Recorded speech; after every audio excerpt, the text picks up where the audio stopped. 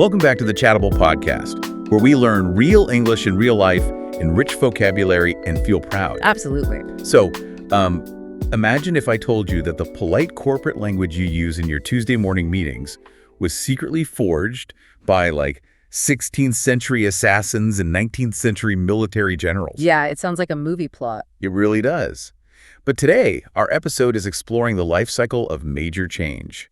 We're looking at two powerful English idioms that perfectly capture that dual dynamic of tearing down the old and handling the intense pressure of building the new. Right, because language is rarely just about vocabulary, It is really about projecting authority and competence. For sure. And these two phrases are absolute game changers. They take your communication from just basic functional English to this highly articulate strategic messaging.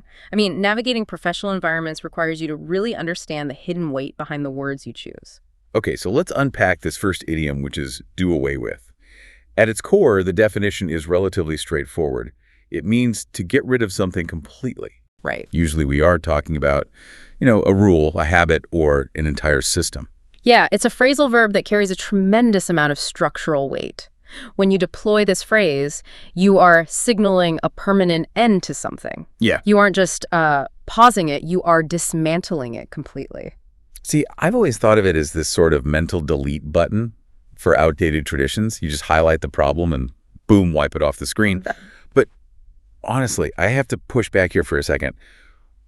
Why do we need to use three whole words, do away with, when we could just say stop or cancel? It feels, a little wordy for everyday use. I get that. But I would actually challenge that whole delete button idea before we even get to the origins. Oh, really? Yeah, because hitting a delete button is instantaneous, right? It's binary, there's no debris left over. But when we look at how do away with is used in practice, it is way less like hitting backspace and much more like bringing in a demolition crew for an old skyscraper. Oh, I see what you mean. It is a formal, organized teardown. And to answer your question about why we use three words instead of just saying stop, we have to travel back to the 1500s. Okay, time travel. Alrighty. The logic of the phrase is incredibly literal. Wait, literal in what sense? Because doing something away doesn't really sound very literal to my modern ears. Yeah, what's fascinating here is the physical mechanics of the phrasing. So in Tudor-era English, you would do, meaning you would perform an active physical task to put something away, meaning completely out of sight or out of existence. Okay, so a tangible removal. Exactly. But historically, the removal was much darker than just throwing out an old rule. Doing away with something was actually a polite euphemism for killing something or someone. Oh, wow. So it's like a sanitized way of describing assassination or execution. Precisely. Humans have always invented euphemisms for violence to sort of distance themselves psychologically from the brutal act. Oh, sure. Like today when people say someone passed away instead of saying they died. Exactly like that. In the 16th century, saying you did away with a rival was an indirect, almost civilized way of describing a very final, very brutal action. Wow. So it has some seriously heavy, even violent historical baggage attached to it. That completely changes how I view the phrase. Right. And if we connect this to the bigger picture of how language evolves, we see a process linguists call semantic bleaching. Semantic bleaching. Yeah, over centuries, the blood washed off the phrase, so to speak. It lost that violent edge, but it retained the gravity and the finality. Today, it carries a very definitive official tone. Got it. It's the phrase you use for abolishing laws, removing taxes, or tearing down sweeping corporate policies. It just sounds so much more sophisticated than just saying, we stopped the rule. Totally. And to see the immense gravity of this phrase in action, we can look at a geopolitical example from our sources. And stripping away the politics for a moment to just look at the linguistic mechanics being deployed here. Right, purely analytical. Exactly. So our text mentions a major shift in Iran. The previous ayatollah, the supreme leader, maintained this really strict ban on American companies doing business in the country. Yes. Now, following regional conflicts that wreaked havoc across the globe, the new regime is described as having done away with that extreme policy. And just notice the difference in tone there. Yeah. If the source material had just said the new regime stopped the policy, it sounds totally different. Yes, stopped sounds almost casual, like pausing a video or halting at a red light. Right. Saying they did away with the policy implies a systemic official dismantling. It gives the action the appropriate international weight. It communicates that an entire bureaucratic apparatus was taken apart. Exactly. So what does this all mean for you, our listener, in your everyday life? Most of you listening probably aren't dismantling international trade embargoes on a Tuesday morning. Probably not. But you can absolutely harness this historical weight to sound decisive in your normal routine. Oh, For example, let's say you have a manager, Samantha, and Samantha recognizes that her team is just burning out. So she decides to do away with those grueling 2-hour Friday afternoon meetings. And by framing it that way, Samantha doesn't just sound like she is, canceling a calendar invite. She sounds like a leader enacting structural reform for her team. It really elevates her decision. Or take a personal habit. Kevin finally decides to do away with his old gas-guzzling car and buys an electric bike instead. He isn't just selling a car, he's permanently removing an entire mode of transportation from his life. Yeah, or in a corporate setting, maybe a board of directors decides to do away with a controversial executive bonus system after some company scandal. Right. In all those examples, the phrase projects leadership and conviction. It tells the listener that the decision was thoroughly considered and the execution is final. You are wiping the slate clean. However, and this is a critical warning for you as you start using this phrase, you have to be incredibly careful with context. Yes, very careful. Because of those dark 16th century assassin origins we just explored, you should never, ever use this phrase when talking about a person. Please don't. If you walk into your HR department and say, I'd like to do away with my coworker, you are going to sound like a movie villain confessing to a premeditated crime. Yeah, absolutely. Keep your colleagues out of this phrase. Stick to using it for abstract ideas, policies, physical objects, or habits. Good advice. Another nuance to keep in mind is the scale of the object. You wouldn't really use this for trivial temporary things, like you don't do away with a sandwich on your plate. Right, you just eat it. Exactly, you just finish it. You would only do away with the sandwich if you were, like, the office manager permanently banning all sandwiches from the communal fridge. So it requires a certain level of permanence and scale. You bring in the demolition crew for the skyscraper, not for a child's sandcastle. Exactly. And this raises an important question, though, about that life cycle of change we mentioned at the start of the episode. When a company or an individual does away with an old system, you leave a massive operational vacuum behind. You don't have the luxury of time to just sit back and admire the empty space. Because nature abhors a vacuum. If you do away with the old bonus system, people still want to get paid. Right. You have to implement a replacement immediately. You are immediately thrust into this state of high-stakes urgency. The old infrastructure is gone, and the new solution must be assembled right now. Yeah. And this requires a completely different linguistic tool to navigate, which bridges us seamlessly into our second idiom. Yes, that brings us to in short order. When you need something done in short order, you need it done quickly, efficiently, and without a single second of wasted time. It is such an indispensable idiom for your professional toolkit. And just like our first phrase, it owes its existence to a very specific, intense historical environment. Right. This one comes straight from the military camps of the 1800s. Oh, I love a good origin story. Set the scene for us. Yeah. How did this evolve from a battlefield to a boardroom? Well, in the 19th century military vocabulary, the word order did not primarily mean a verbal command, like an officer shouting, "Go do this." Really?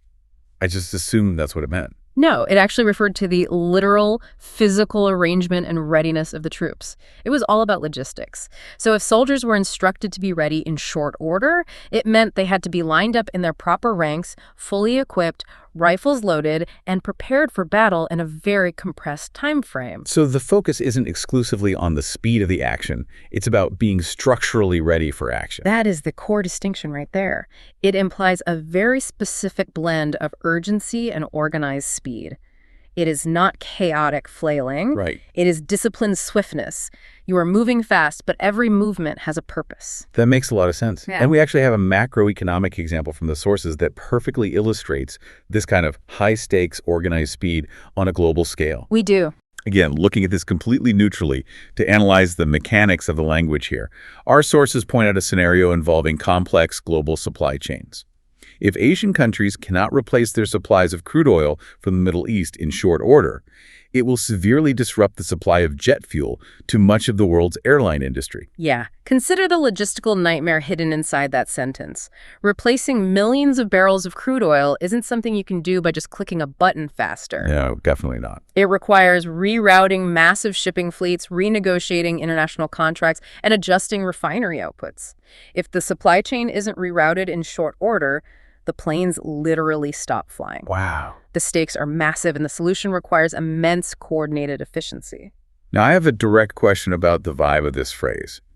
In modern corporate environments, we hear phrases like, I need this ASAP all the time. Oh, constantly. And usually the person saying it sounds stressed. When I hear someone say, I need this in short order, does that make them sound like they are panicking, or does it mean they just highly competent? The phrasing deliberately distances you from panic. When you say ASA, you are often transferring your stress onto someone else. That's so true. But when you say you will handle something in short order, you are projecting quiet confidence and supreme competence. It makes me think of an analogy. To me, it's the difference between someone running around their house wildly, throwing clothes out of the closet, and knocking over coffee cups because they overslept and they're late for work. Yeah. Versus a highly competent Formula One pit crew executing a perfectly choreographed tire change in 2.4 seconds. Exactly. The person running around the house is moving fast, but they are panicking. The pit crew operates in short order. It's a hustle, but it's a deeply professional, calculated hustle. That Formula One analogy works perfectly, but only if we focus on the preparation aspect of the pit crew. Remember the 1800s military route we just discussed? With the logistics. Yeah, an F1 crew operates in short order, not simply because they can bolt on a tire fast, but because their tools were laid out in a specific order hours before the car even arrived in the pit box. Oh, I see. Their speed is just a byproduct of their hyper-organization. They aren't scrambling, they are executing a predetermined plan. Here's where it gets really interesting for your own vocabulary as the listener. You can use this to completely reframe how people perceive your work ethic. You really can. Imagine Maria, who gets a massive, complex data request dropped on her desk right at the start of her day. Instead of sending a panicked email saying, I'll try to get this done fast, she replies, I will have this compiled for you in short order. And then she delivers a perfectly formatted report just in time for the morning meeting. Maria just used language to control the narrative. She didn't let the sudden request make her look disorganized. She absorbed the pressure and delivered. Yes. Or take a travel scenario. Leo arrives at the airport and realizes he misread his ticket. His flight leaves in a fraction of the time he thought. He doesn't have a meltdown in the terminal. Good for Leo. Right. He navigates security, grabs his bag, and makes it to his gate in short order. Or imagine a homeowner dealing with an absolute disaster. A pipe bursts in the basement, and water is pooling everywhere. Oh, nightmare scenario. Exactly. Yeah. The plumber arrives, assesses the chaotic situation, and fixes the massive leak in short order, much to the immense relief of Mr. Thompson, the homeowner. In every single one of those cases, the person doing the action in short order is stepping up to the plate and delivering exactly when time is of the absolute essence. They are the calm center of the storm. But just like with our first idiom, there are times when you absolutely should not use this phrase. Right. Because it inherently implies that disciplined, professional hustle, you completely ruin the phrase if you apply it to slow-paced or relaxing activities. It would completely clash with the tone of the event. I mean, you would sound ridiculous telling your friends, I'm going to go down to the beach and watch a sunset in short order. Exactly. I'm going to aggressively enjoy this long, tranquil vacation in short order. Yeah, no. It completely shatters the vibe. You only use it when there is a task that actually demands completion with a sense of urgency. The language always has to match the energy of the moment. That alignment between language and energy is the secret to advanced communication. You are selecting the exact tool for the specific job. So let's do a quick recap to pull all of this together for you. We have explored the entire life cycle of change today in this episode. If you want to sound decisive and authoritative about bringing in the demolition crew to eliminate outdated rules, bad habits, or old systems, you want to say you are going to do away with them. Right. And when that demolition leaves a vacuum and you want to sound highly professional, hyper-organized, and ready to tackle the urgent rebuild without breaking a sweat, you assure your team that you will get it done in short order.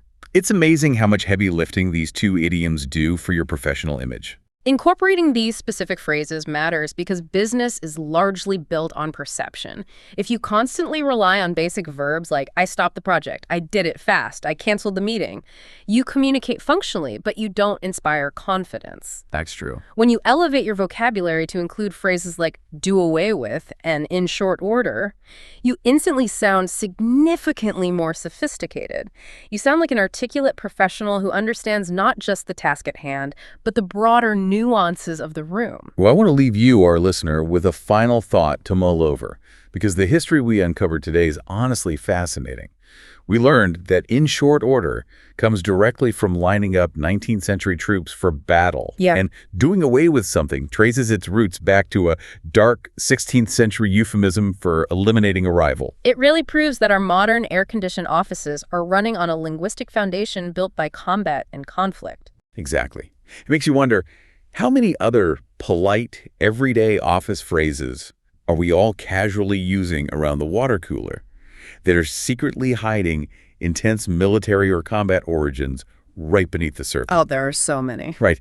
When you talk about establishing frontline workers, identifying a target audience, drafting bullet points, or executing a new marketing strategy, are we all just speaking the disguised language of a battlefield when we're simply trying to sell software or schedule a meeting? It's a great question. It is definitely something to think about the next time you are drafting a standard polite corporate email.